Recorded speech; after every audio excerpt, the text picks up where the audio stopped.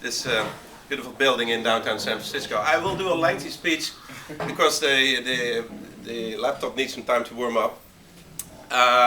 It's starting to be a great tradition, I think, that there are a lot of game developers from the Netherlands over to the GDC.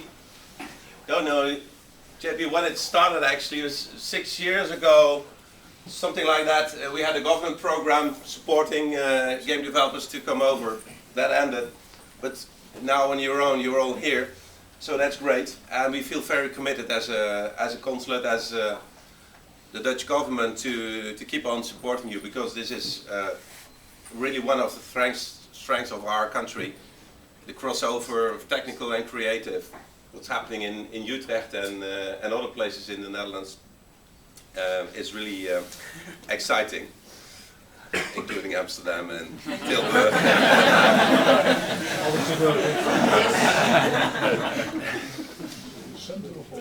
But Utrecht is something special. Great to,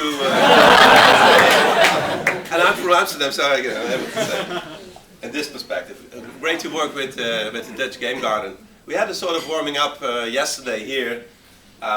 You see all the other consuls, I always say, with a lot of other consuls. Consuls, I think, is the right name. I don't like to call them consuls, but they turn their back to me. I don't know why. It's a bit of feeling of, if you are in an international conference, you have all this interpretation, all these translators sitting in these little boxes and doing Korean and Japanese and so on. That's not today happening. It's also a great tradition to have this breakfast here at the first day, or to have this Dutch breakfast at the first day, real first day of the Game Developers Conference, for the second time here in this office. But it is a long-standing tradition to have Electronic Arts with us to give an overview. John, welcome. Overview what's happening here in the world of game developing and what's happening with Electronic Arts as one of the main players, the main player, at least here in the Bay Area and still over the world. I think, I hope, but you will I hope so too. Tell us more about it. It's great to have the game developers from the Netherlands here. I think it's great to see the diversity of the products, including what we call serious gaming. We're working here a lot on IT and health and those kind of things, and what you're bringing forward in that perspective is very interesting as well. But of course also the fun games.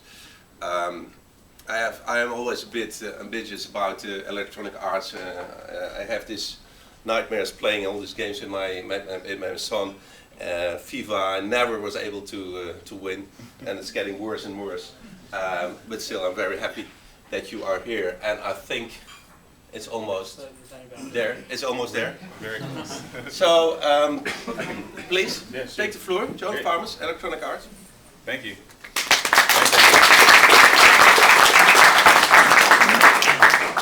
So actually, one EA presentation tradition is to show what's called a sizzle reel before you present. So if everyone could just imagine that here on the screen, there's just so many explosions and fast cars zooming by and loud noises. That's kind of what this would be.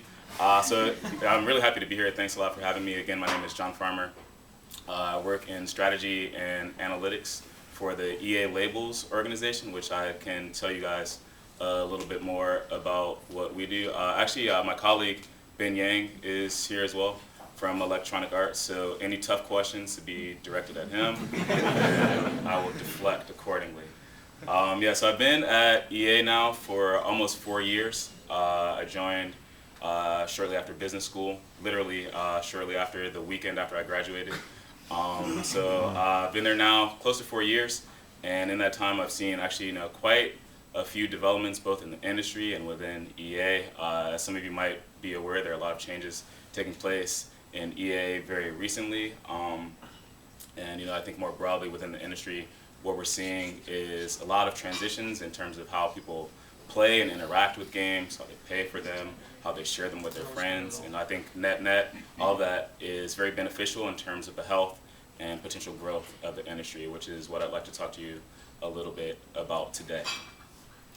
So somewhere on here, there are some slides that speak to this. The first of which is a graph which essentially shows the growth of the market over the last few years. So we can just visualize. Yeah, hockey stick. It's a hockey stick that goes like this. And I think what we've seen over the last few years is, if you follow the gaming press, really, there's a lot of doom and gloom in terms of, it's fine actually. Maybe we can do without it. Are you guys okay with that? Yeah, sure. Maybe a little less whiz bang, and I can just kind of do a lot of hand waving. If we could put the screen up, then you guys could see the view also. Oh, we're close. Oh, there we go. Okay. I jinxed myself. So lots of cool characters, people smiling, doing actions, just as promised. Yeah, so again, like I was saying, I think, if you're, sorry, 1 second. There we go. Yeah, so I think if you're following the industry, I think you hear a lot of news around sort of a lot of doom and gloom that, the sky is falling. And I think actually there are many bright and promising developments across the industry. So if we think of the growth of new platforms, so people playing on their phones, people playing on social networks, I think what is actually happening is there's been a lot of transition in terms of how people think about playing games. And I think one thing that is also a net benefit is just the fact that there's more coverage of our industry, which is also a great positive, sort of being treated on par with other forms of media. And I think just the growth and coverage of the interactive entertainment industry is a real positive development. So whether that's more on the consumer side, so in the entertainment media, and also on the business side, so in the financial press, I think now there is a lot more thought and conversation around games, which means that our industry is really being viewed as something that is substantial and very interesting and exciting, which I think is all very much true. Yeah, so like I was saying, I think what we've seen is that there's a lot of pessimism in terms of what's happening today. Can you guys hear me okay, by the way? Yeah. Awesome, great. Yeah, but I think truly it turns out that there is very substantial growth within the industry, and a lot of that is driven by digital distribution models. So whereas previously it was the case that our business model was centered on sort of a one-time payment where you walk into a store, you buy a game, you take it home with you, you play it for a few weeks or a few months, and that was sort of the end of your experience. What we've shifted to now is really the delivery of a game service that persists over time, and you have your identity that's carried with you, and your experience becomes more comprehensive over time. So you know who your friends are, what your achievements are, and that sort of rounds out how you interact with any particular game. And I think what we've seen is really the net benefit of that is the growth of all the digital distribution models, which is the dark blue shading there.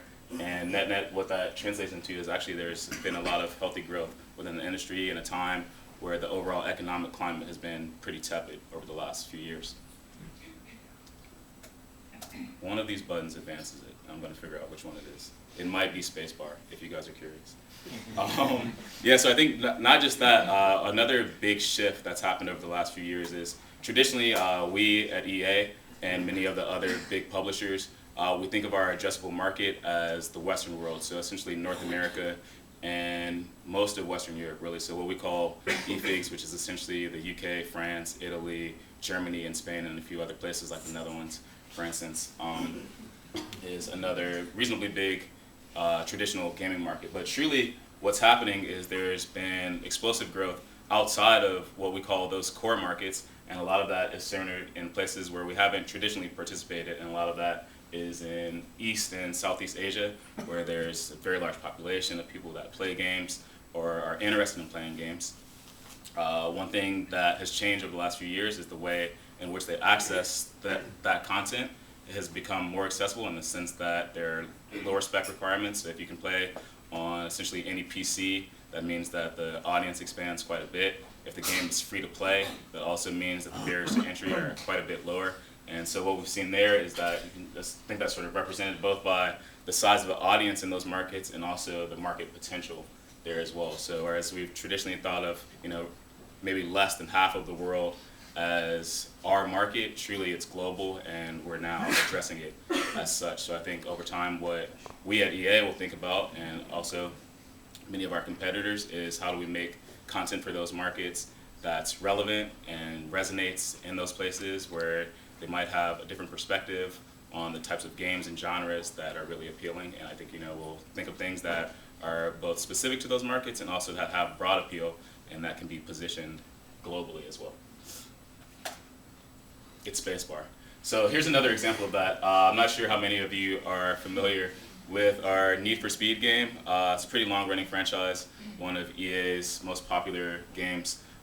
This past year, we released on the console, so PS3, Xbox 360, and PC, Need for Speed Most Wanted, which was very well received. Got great critical acclaim, and it's done pretty well in the marketplace as well. So the blue bar represents the number of people that have played that game approximately in each of these geographies.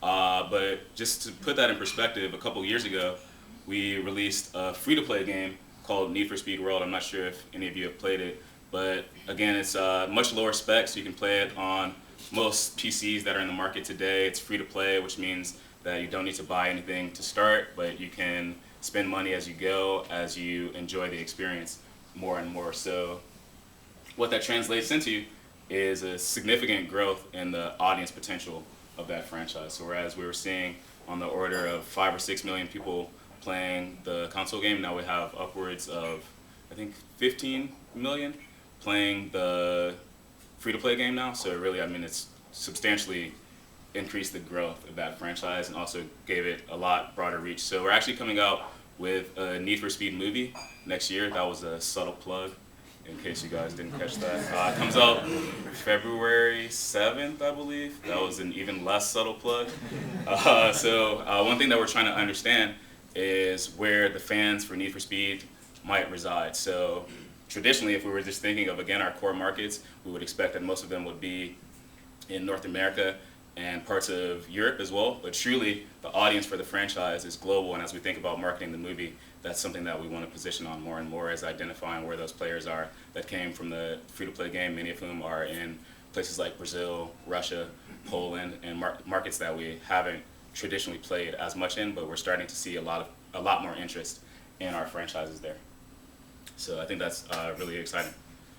So all of that, I think, nets out to what's shown here, which is basically just the transformation of our business entirely. So I talked a little bit about that purchase model where you buy a game and that was pretty much the end of your relationship with the game developer or publisher. And then where you got that product from, it might have been what in the US are stores like Best Buy or Target. I'm not sure what their equivalents are in the Netherlands, but what we call big box stores. But over time, I think what we expect is that our relationships with consumers will be more direct in the sense that we, as the service provider or a game developer, provide that directly to the consumer. So EA has a service called Origin, which is a digital distribution platform for games. It's currently on PC and mobile phones. And basically what that enables is for you as a consumer, it allows you to have a storehouse of all of your games that you've purchased in EA. So if you have games from several years back, you can have like essentially a library of games that you can access on demand. And then for EA, it gives a more comprehensive picture of who you are as a gamer and what your likes are and how we can best serve you as one of our customers. So I'll talk a little bit more about that as well.